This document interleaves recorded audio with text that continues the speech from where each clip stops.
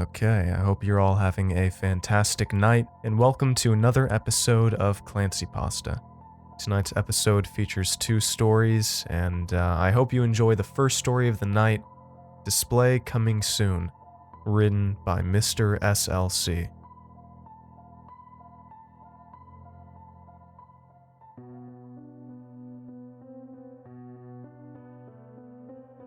Thanksgiving dinner always takes place at my grandmother's house in South Carolina.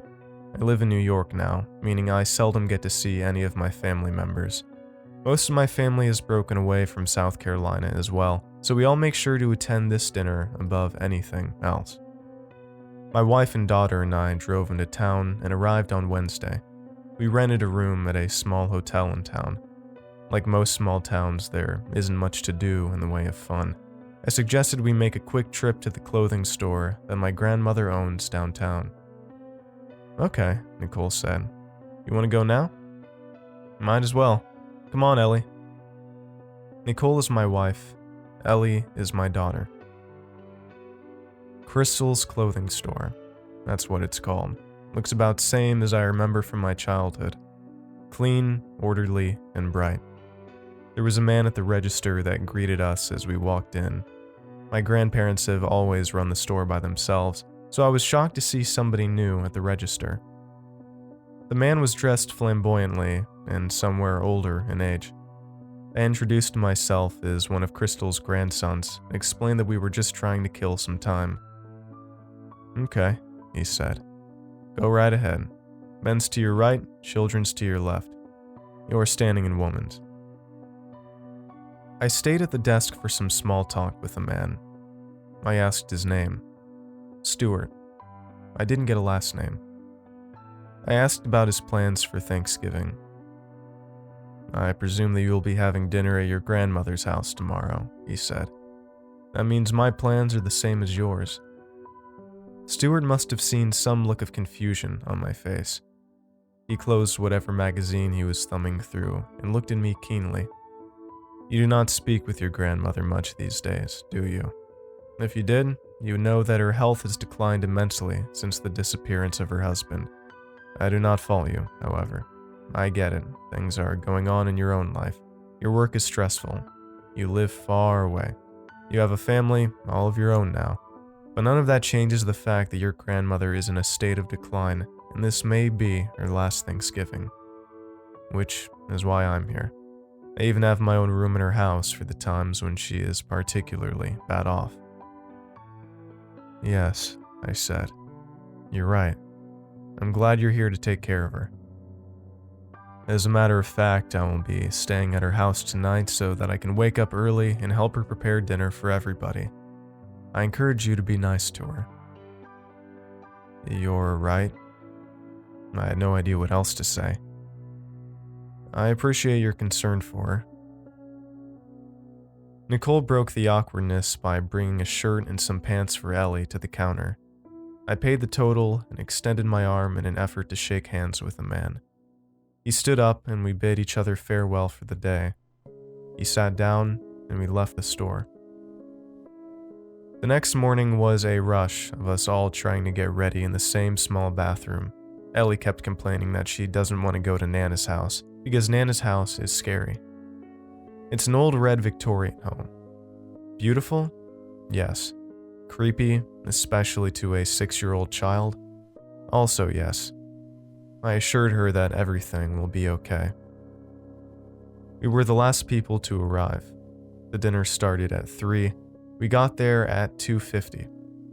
Stuart, of course, was there. He greeted us as we walked in and led us to the table as though we had no idea where it would be. Dinner will be ready any moment, he said. I shook my head in acknowledgement and went toward my grandma, who was sitting silently at the head of the table. I gave her a hug and kissed the top of her head. I told her I love her. I had never seen her so pale and so thin. Every member of the family sat around the table, and we all spent time catching up with everybody's doings throughout the year. It was nice, actually. All the while, Stuart was rushing back and forth between the kitchen and dining room, bringing out platters of food each time. Finally, he brought out a perfectly carved turkey and placed it in the center of the table. "I hope everybody enjoys," he said as he sat down. "And before we say the blessings, I just want to say that I am proud to be here with such a wonderful family. It is nice of you all to be here." Everybody smiled and nodded. Some even said thank you. Nobody seemed to take any issue with Stuart.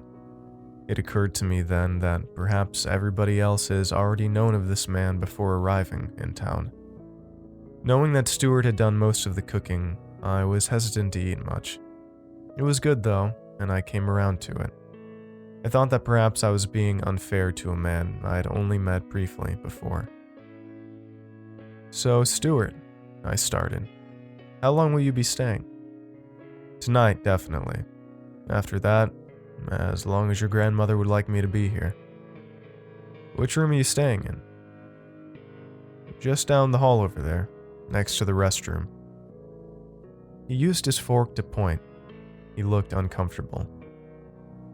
Everybody continued to pass around pleasantries, questions, jokes, statements. We laughed and loved each other. I made an extra effort to include Grandma in my conversations. We all joined in, reminiscing old memories with her. Stuart joined in conversation as well, as though he had always been a part of the family. Things were comfortable. We continued to talk and laugh even after our plates were empty. Eventually, I asked to be excused from the table and went to the restroom. I finished up and was about to head back toward the dining room, but a door in the hallway was slightly ajar.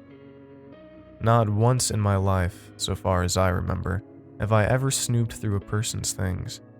I had no intention of doing it then, but no matter how much I and the rest of the family had come around to Stuart, I couldn't shake the feeling that something was odd about the man.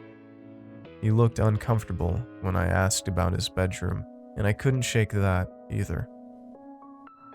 I know it is not my place to find out whether or not somebody is hiding something, but I couldn't help it. I was drawn to that room the way a moth is drawn to light.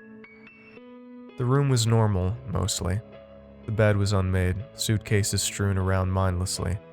Where normal and what was in the room deviated, however, were the two mannequins propped up in the corner of the room. Their heads had been unscrewed and thrown to the floor. One mannequin was dressed in vintage men's clothing, a paisley button-down, brown slacks, and black loafers. These were my grandfather's old clothes, no doubt. Threading for the head to screw on was attached to the neck of the mannequin. There was a circular cutout inside the perimeter of the neck, the way the top of a jack-o'-lantern is cut around the stem. I pulled the threading and the cutout popped open like the cork of a wine bottle. I turned on the phone's flashlight and peered into the plastic being. The inside of this mannequin used to be hollow. Not anymore. Inside the cavity, I could make out 2 hands, 2 feet, eyeballs, a heart, a brain, crushed pieces of bone, and only the devil himself knows what else. It was all rotten and shriveled and turning brown. All of it was soaking in blood. The smell was awful, like roadkill mashed up and left to sit around and decay. I gave the mannequin a little piece of myself by vomiting straight into it. I closed my eyes so hard it hurt. I kept them closed in order not to faint. It's a miracle I didn't.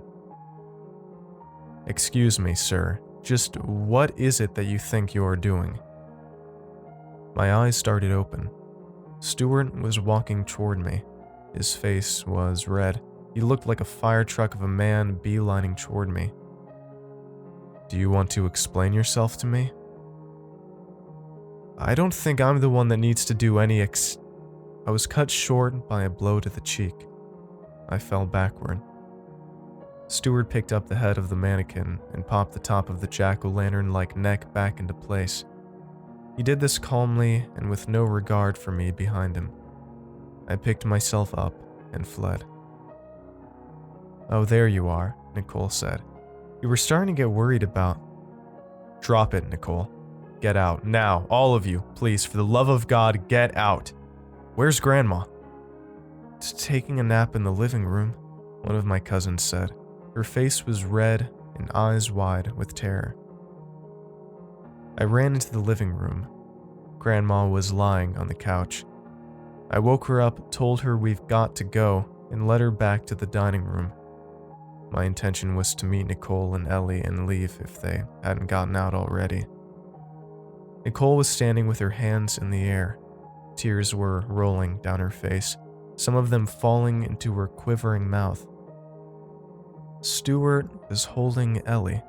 He had a knife pointed at the entire family, keeping them all frozen in place. When I walked in with Grandma's hand in mine, he swiveled around.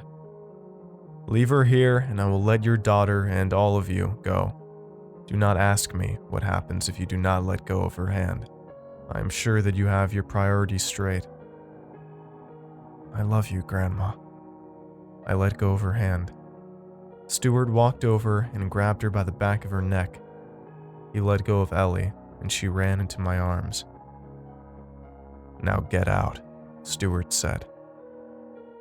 One of my cousins refused. Stuart slid his knife across my grandmother's forehead. We left. Somebody call the police. I don't know who yelled that, but somebody must have followed instructions. We all left. I took both Nicole and Ellie by the arm and led them to the car. We went back to the hotel. The police called me later in the evening, around 8. They said that I was a key witness, and they needed to have me come in for questioning. They were calling so late because they have not been able to find Stuart, assuming that is his real name, and because they had already spoken with other members of the family. Every other family member sent the police my way, saying I had seen the most. I'll be right down. Thank you, I said. The police station is downtown. I made a quick detour and drove by Grandma's store. It was closed and all the lights were off, save the ones lighting up the 2 display windows. In one window were 2 mannequins, one wearing my grandfather's old clothes and the other wearing the clothes my grandmother had worn during dinner. In the other window were 3 more mannequins with no clothing to display. One had the shape of a man, one a woman, and the other a child. At their feet was a sign that said, "Display coming soon."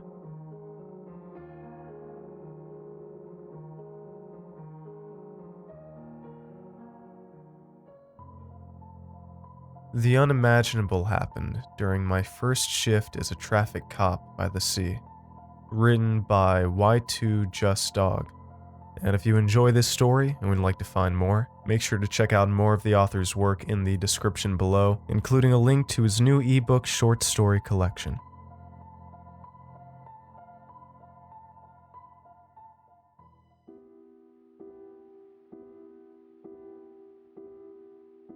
I stood out like a sore thumb when I made it into the police force with ease. The cops in our district were exactly as I imagined them, always irritated and pissed off at the world for slogging through life with a job they didn't give 2 donut shits about. I guess you can say I couldn't blame them. The coastal town we were in was dead even during holiday weekends. I digress, though. The reason they hated me is because I cared about not only my work, but also my health. When the cops were busy shoving donuts down their gullets, I sipped water from my insulated canteen and downed mountains of grapes. Sure, I'm in good shape and passed the physical exam with no issues, but what really irked them was the fact that I was invested in my job, always looking to learn and grow. Because of my enthusiasm for improvement, my colleagues bullied and hazed me throughout training. And then my first official day in the field arrived, and I experienced a night like I had never experienced before. Phil, my arrogant sleazeball of a mentor, assigned me to the traffic division and sent me out to the coast for my first live night of real work. He was with me, of course, to see how I applied myself, and took direction from his rotten pepper breath. The man reeked, and I had absolutely no respect for him, but I followed orders and put on a fake smile. We pulled up to a small empty parking lot at a local beach. The car was about a foot from a cluster of rocks that led to the sand and ocean. Facing the street slightly out of view of any passing cars, I waited patiently with my radar. An hour passed without one car. Midnight was approaching, and a low mist flowed in through the area, making it difficult for me to see the road in front of me. I reached for my canteen at the exact same time Phil went in for his coffee from the cup holders. The pen he was holding for his crossword puzzle pricked my hand just enough to cause it to bleed lightly. Jesus, Phil, pay attention to what you were doing. You nicked me pretty bad. Phil responded with a shit-eating grin. That was no accident. He wanted me to bleed. Before I sounded off on him, my radar lit up with an 80. There was no roar of an engine, though. I didn't see or hear anyone. Phil sat there silently, like the radar detection was just a fluke. I stepped out of the car to get a better look. The sound of rushing water arose in the distance. I stepped towards the rocks and pointed a flashlight towards the sea, thinking maybe it was just a boat. As the noise grew louder, a wheezing accompanied it. Phil approached me. "Where is that coming from? I don't see anything," I asked him. "I'm afraid your time is up. We have a quota to fill. We have to keep it happy. Keep it fed." Phil gestured for me to look towards the water. "I don't understand. You're scaring me. Is this another one of your hazing rituals?" The wind picked up in intensity. A dark, gigantic wave of water rose before my eyes and towered above me. In the middle of the wave, a reddish, round, stringy cluster emerged.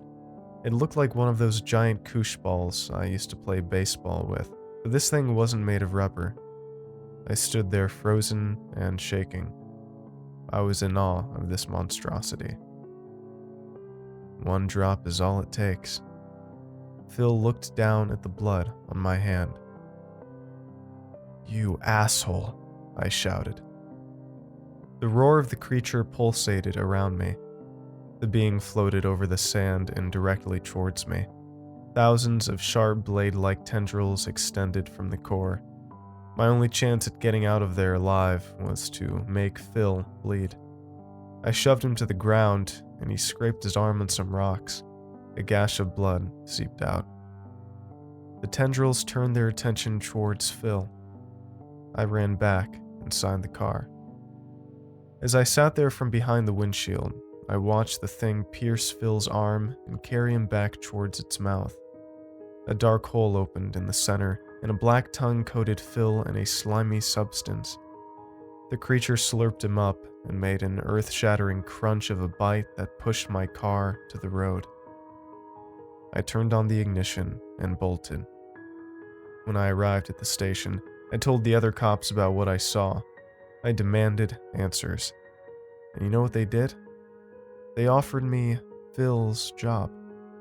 They told me the job was mine if I kept sending in new recruits to the thing. I declined and ended up moving across the country. Of course, nobody believed me when I landed my next police officer gig, but I know what I saw that night, and I have no intention of spending another night parked by the sea.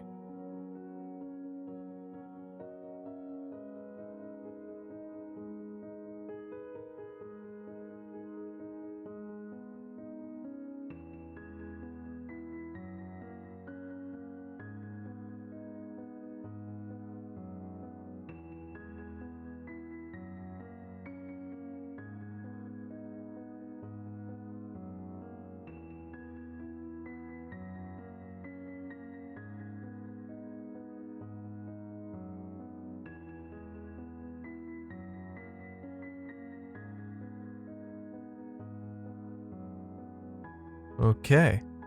Well, thank you all for listening. I hope you enjoyed tonight's episode. If you did enjoy it, I would really appreciate it if you would give this video a like and subscribe if you haven't already. You can also support my work on patreon.com/clancypasta, and for as little as $1 a month, you get access to ad-free narrations as well as shoutouts at the end of the video for $2 and up and much more. We also have a merch store as well, and please follow me on Twitter or Instagram or both at ClancyPasta, and I will see you all next episode. Cheers.